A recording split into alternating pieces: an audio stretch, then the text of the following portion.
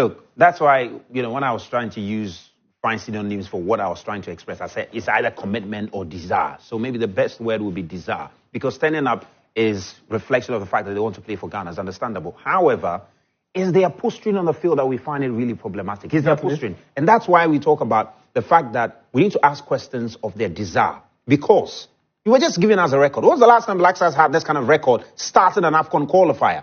Yeah, that has to be at the back of your mind. More than a decade. Because the Black Stars are coming back from 2 very abysmal AFCON performances. That has to be at the back of your mind. And you are starting an AFCON qualifying campaign. Watch you.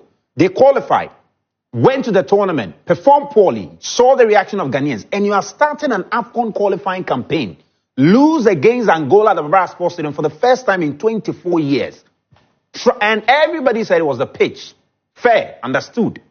Go back to Morocco, not go back, but go to Morocco, and then you pick a draw. You're winning by 1-0. You don't try to protect the goal. You don't increase the lead, and you go and draw the game. Look, if for anything at all, we should be seeing them apologize on their social media platforms. And if for anything at all, Otto Addo, look, the second time you are coming to take over the job, even some ask questions whether indeed you should be the person to be leading us, etc. Chris Hughton came to do his bit. We gave it to him. You saw it. You heard it. You've come to take over now. You got first good wins against Central African Republic and against Mali. Gave us real excitement, of course, understandably. That raised our expectations. And we're told his comeback. That's the tip of the iceberg of his comeback. Absolutely. Tip of the iceberg. We are getting deeper into the iceberg. And what are we doing? Recording first loss in 24 years. So Otto Addo needs to sit up. And the players, you see, and we need to have this kind of conversation passionately. Nobody says we should say dispassionate. This is not Chelsea. Chelsea, I don't have stakes in it, but, so we can be very cautious about speaking your about attacks flew the players to Morocco to go and play. We have to say passionately for the players to understand that Ghana knows nothing but a win. The last 2 AFCON performances of the Black Stars have been abysmal. We have that at the back of our mind. So when you are qualifying for the AFCON, the qualification, I don't have any problem. Reach there, Morocco. Is it happening in December? Understand, right? Yeah, it's on December 21. Morocco, first game. Let us all wait and prove to us that you are ready to do something different. But if qualifying process, this is what you're doing shakara. It's unacceptable. And every Ghanaian out there who's angry is understandable. And gradually it's making people lose love for the Black Stars. And this whole campaign to try and bring back the love, this kind of performance cannot encourage it. So a lot needs to be done. Otto Addo, you got a very good pitch in Morocco. You failed to deliver. So when you come back, I think the next time we're playing is in October, right? I've put in a request to interview him. Maybe if the Ghana Football Association... You're playing in October. World Cup qualifier? AFCON qualifier. So the next game... And just to mention, Angola now have 6 points in the group. Yeah, they won 2-1 against Sudan. Sudan have got 3 points. Ghana has got 1. Niger have got 1. And you know what we've done? We've given Niger hope and given Sudan hope. And even Angola now, they will feel like, well, it's us and any other person. And we must never be... And the next outing was Musbau. I think it's the same. It's all about attitude. There was a video I saw of Otto Addo after the game against Angola at the Barra Sports Stadium. After he went to have the post-game presser, he came to sit at the VIP area with Henry Asante-Chum. And I think he got to see the distraction that was taking place on the field. And in the video, you could tell he was a very, very worried man. And the distraction that was taking place on the field, he seemed to have gotten the message. The Ghanaians were not happy. When he was reappointed, so many people had their own questions about whether indeed he should be returning, etc. Of course, he started with 2 friendlies. He didn't get a result. People accepted that they're friendlies, so no problem.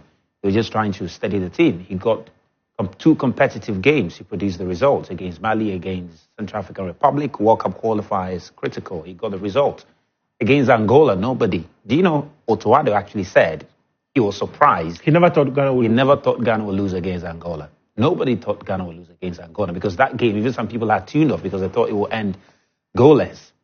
Then against Niger, we pulled this draw. Against Sudan, he knows what he's going against. Because Sudan, we're hoping they can get at least a draw against Angola, but they ended up losing the game. They've gotten their most important 3 points at home against Niger. And as far as Sudan is concerned, they want to consolidate that very strength they've got at home to get the result at home. And Kwesi Appiah knows this Black Stars. He's also been in and out of the Black Stars. He knows this Black Stars. And Otto Addo absolutely understands the man he's going to face. We might sit here because we have questions about Kwesi Appiah and how he managed the Black Stars.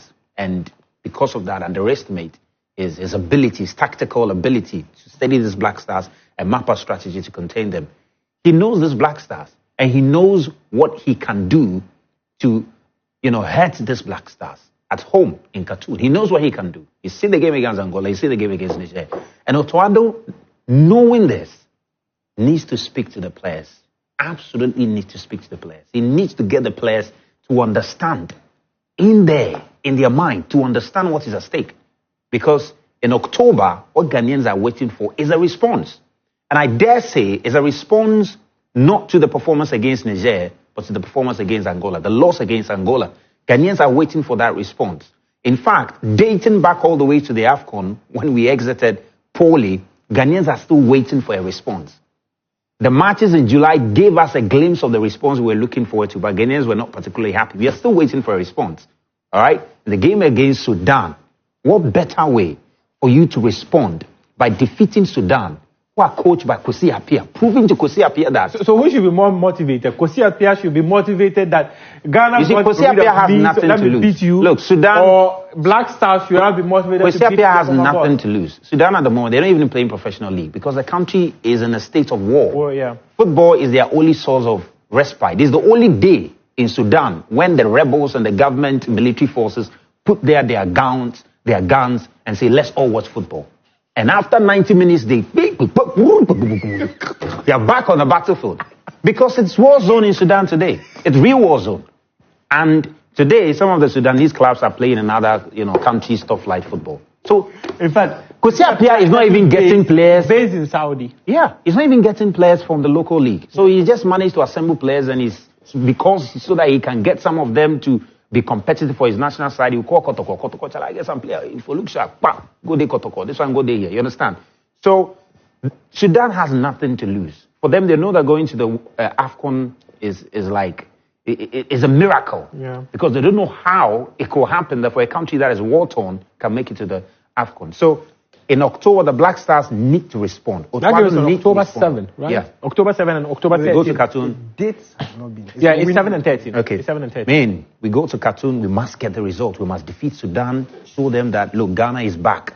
We must come to Barbara Sports Stadium and make amends. Pacify the Barbara Sports Stadium and ensure that we get the victory. 6 points in October is a must. Anything other than that, then we have 2 games remaining.